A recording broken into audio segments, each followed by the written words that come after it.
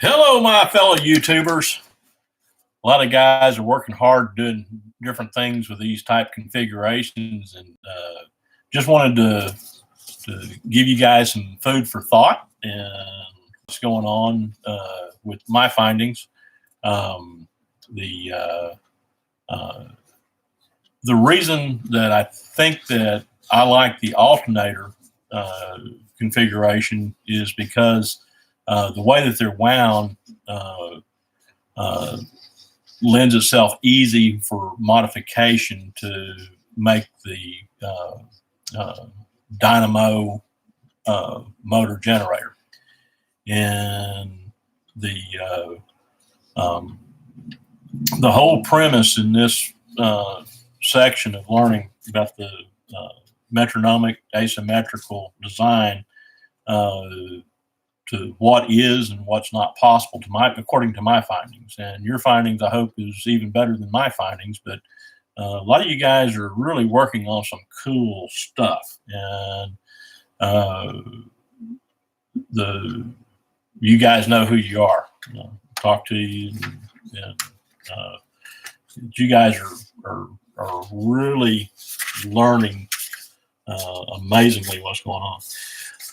I want to show you two different types of configurations. I call this a terminal end configuration, okay?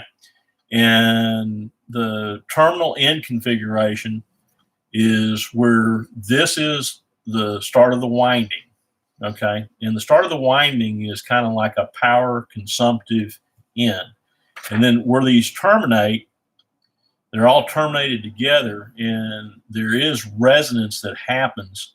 There is some parametric resonance that happens in that in a series coil, the impedance is different as you progress through the series of coils, okay?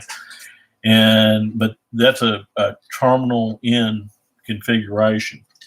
The other configuration that you'll see with most home-built designs is you have your start and then you have your pass-through, okay? Now, your pass-through configuration lends itself to amplifying your voltage, okay? So which makes these motors even more dynamic, okay? And with really just a little bit of simple configuration and understanding different ways to wind these suckers is that they work just like a battery, if you will, in being in series, okay? And you can make it, you're starting on your winding, and it goes to every third coil. This is double wrapped, but there are other configurations to wind these suckers that can do different things. And as you start experimenting with different controllers and how to wind that, what I was able to do is I found out how to communicate with each coil in that series separately, okay? Because you have a different length, and as that progresses, that's where the parametric comes in, okay? It's like a bunch of balls hanging at different levels, and the start coming in, when you terminate it at the end, you're canceling out a lot of the parametric swing. It gives a lot of torque and stuff, but you're not able to really use these motors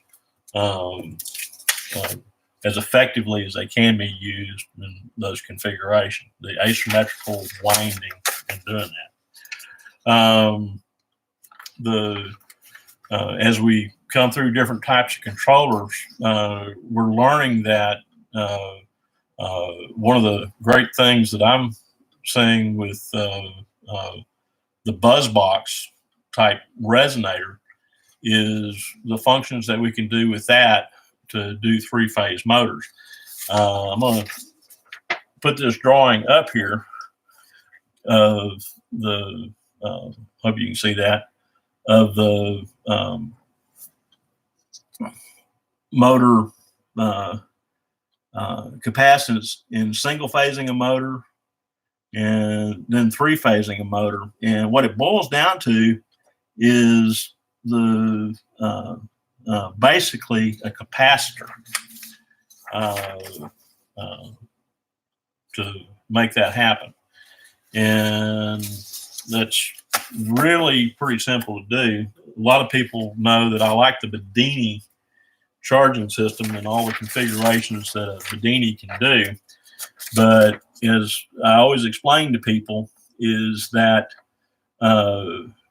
you have your amperage side of your circuit, and you have your voltage side of your circuit. Now, what's really cool is in this type of configuration, there's only one loser in that chain, and the rest of them in that chain are actually charging. Okay, and then you can recycle the loser battery as it drops below the amperage configuration to improve your Q factor. Now then, what I want you guys to start thinking about is what I was just discussing, the difference between the Y, what I call the terminal in configuration, and the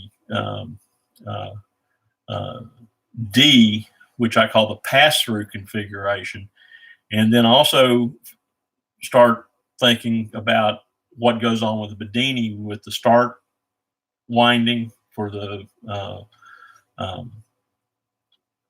trigger or the magneto circuit, which is the 24 gauge, that's the small side, and the amperage side, which is the 20 gauge or the run side. And the trick is once you get this oscillator going, which is a self-resonating alternator, it'll work with about 200 turns, 360 turns. You can do all kinds of different configurations. You can shorten the trigger wire. You can lengthen the magneto trigger wire. There's all kinds of things that you can do there to increase your voltage and or increase your amperage, just depending on what your configuration is. And you know, it all works back to Ohm's law. But I wanted to give you a insight that most motors off the shelf, they really don't want to, they want to resonate, they're designed to resonate with the transformer outside, which actually increases the kickback voltage going directly through the electrical system, okay, which it is consumptive because it's terminal, okay, so it just keeps it's consuming. But that's the grid type motors. The asymmetrical Metronomic motors operate on a different function to make this possible. It's not really magic. It's just a matter of what I've always said is if you always do what you've always done, you'll always get what you've always got. Okay. And so, yes, there are reasons that when you're hooking motors to the grid that you wind them symmetrically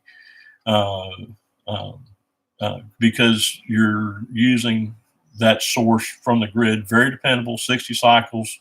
Most stuff that we do works perfectly. But with the Oriental motors, a lot of you guys are discovering that, hey, they're converting that to DC, and then they're taking that DC and pulse width modulating that DC in a controlled fashion.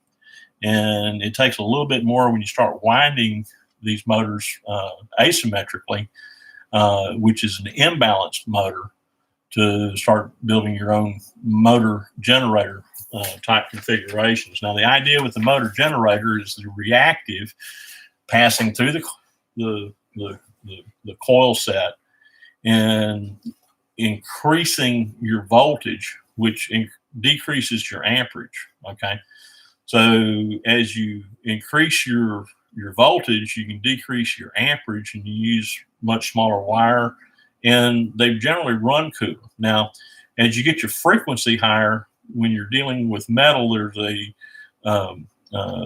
potential where metal will start heating up, and it's kind of like a hump. It'll heat up really quick, and then once you push it past that point, then it goes to the other side and starts cooling down, okay?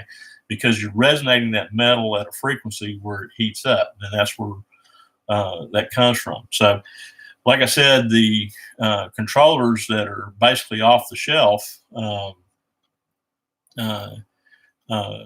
you can't hardly find one that's over 500 hertz, okay? When you start working in the higher hertz range, I've explained that, there is a problem with that, and thank goodness it's not real easy to make them up, but a lot of us garage physicists can make it up for the motor generator, emergency generation type devices. So you lose your torque when your frequency goes up, but you have a flywheel effect that can be used off that. And it's a balance. It's a give and take from using your torque through your system design. So the first motor that I showed you, I designed it for 10 amps. Okay, and they use very good expensive wire, and then on the motor that I have in use, I mean it's lacquered up really good and tied down really well. And so because as you get up higher in voltage, your skin effect takes effect, and you do have other problems that you create.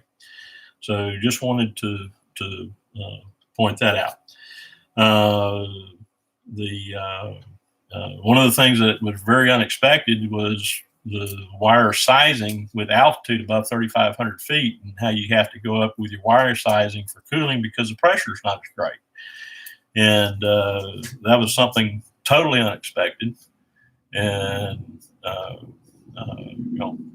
my experience with altitude, it's colder, and it is, but even though it's colder, the efficiency, your wire size has to be bigger in aviation, which is the reason that I got really interested in these motors. So,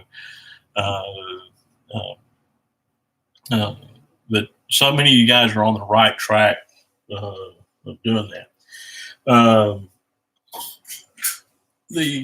This is a symmetrically wound, regular 220 volt motor. Okay.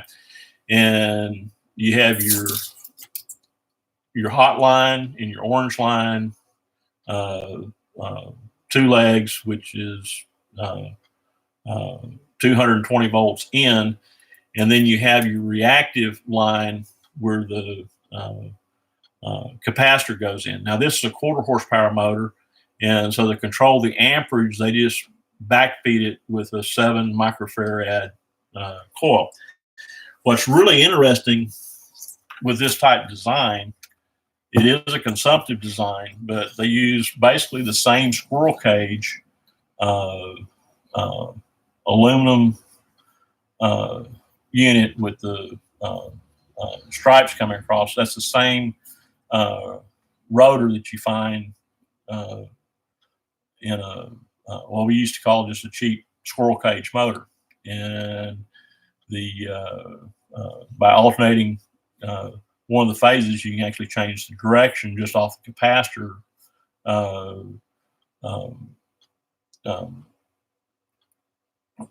and winding that.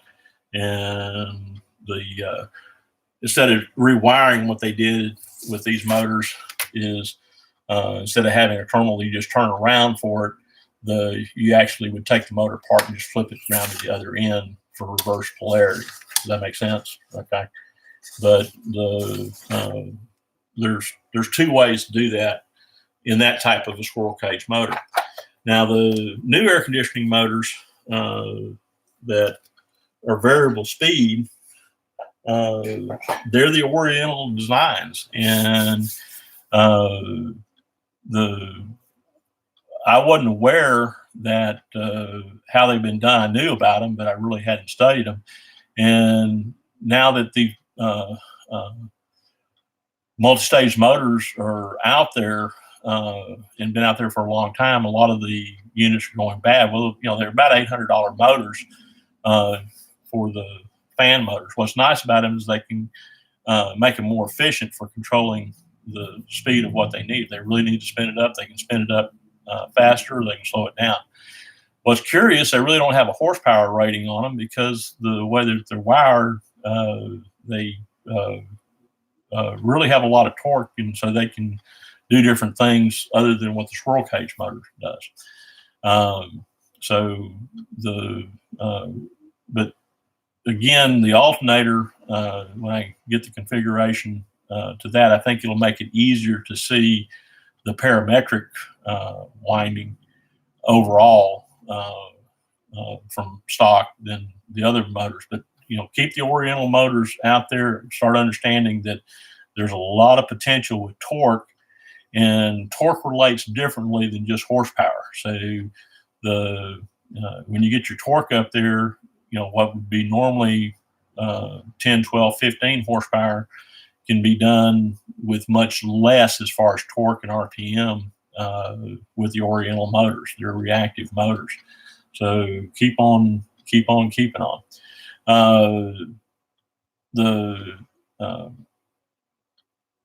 But understanding that the winding configuration of where you start when you're winding a motor and what you're trying to do, like I said, this is the D pass-through configuration, and you can get a different effect by which end is actually your power side and which end is your reactive side. Okay, so it works just like a Bedini in that you can start that. Also,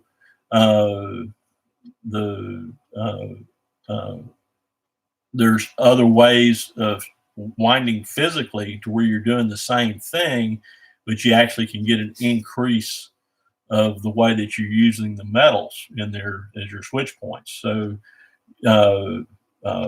start thinking outside the box and start understanding that each one of these stations can be basically, even though they're in series, they can be parallel. There's other things that you can do with the configuration depending on what it is you want to do, and making the switching equipment that'll handle that. So don't just think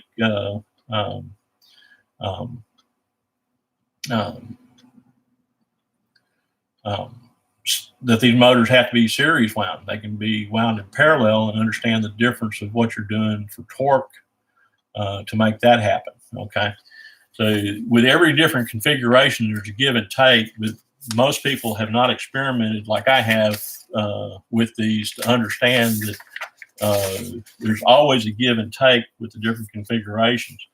This right here, the start of the winding is right here going in, and it terminates. And so, yes, there is reactive voltages coming through, but that's the minimum parametric reactive voltage that you're going to get.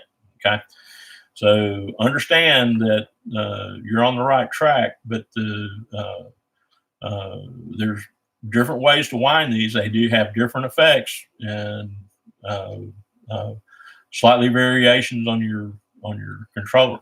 So good luck to you. Hope this is helpful. Hope you're having fun, because we are. I got to get back to work. I just wanted to post a quick video on a couple things that have been presented today.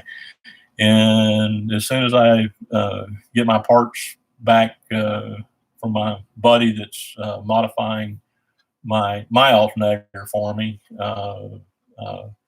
he's just simply pressing out one of the shoes, and we get a better look at that. So just hadn't had time to play with it as much as I want to. So I'm a piler, as y'all can see, but I have quite a few projects. At least I've gotten some of my projects now. I've got 14 items knocked off my list from the other projects that I've got. So I've been moving pretty good, and I've got a lot to get done. So anyway, I hope you're having fun, because we are.